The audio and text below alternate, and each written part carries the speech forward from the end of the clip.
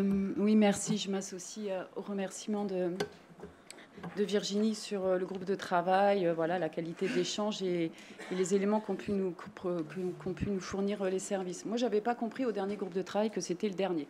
Donc j'avoue que j'étais étonnée quand j'ai vu arriver la délibération, surtout que c'est pour septembre 2024. Et voilà, j'étais un peu étonnée. Mais j'ai regardé avec attention le document qu'on a reçu il y a 2 jours qui apportait des compléments par rapport au précédent groupe de travail et notamment des compléments que j'avais demandé avec 2 exemples. 2 exemples qui ne servent pas tout à fait le propos qui est porté aujourd'hui. Et donc moi, je vais m'appuyer sur les exemples qui servent mon propos, comme au dernier groupe de travail.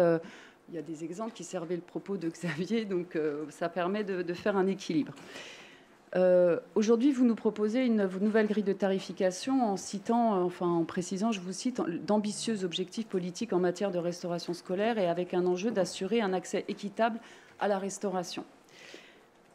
Et le résultat, à mes yeux, c'est clairement une hausse du coût de la cantine pour les familles seine-et-marnaises. Et je peux dire que vous avez le sens de la propos.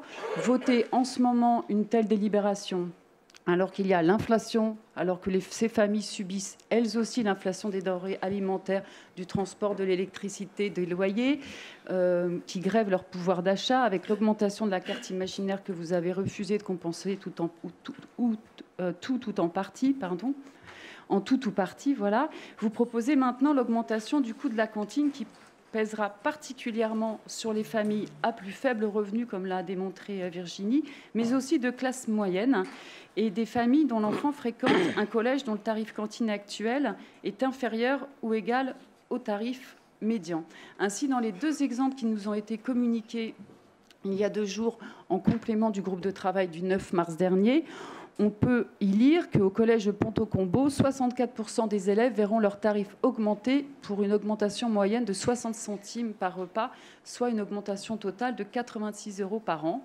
Et au collège de la Ferté-sous-Jouarre, 67% il y aura une augmentation des tarifs pour 67% des élèves avec une augmentation moyenne par an de 93 €. Non, Hugo, tout va bien, il n'y a pas de problème sur la Ferté, mais il y a un problème dans le collège avec une forte augmentation des tarifs de cantine à la rentrée.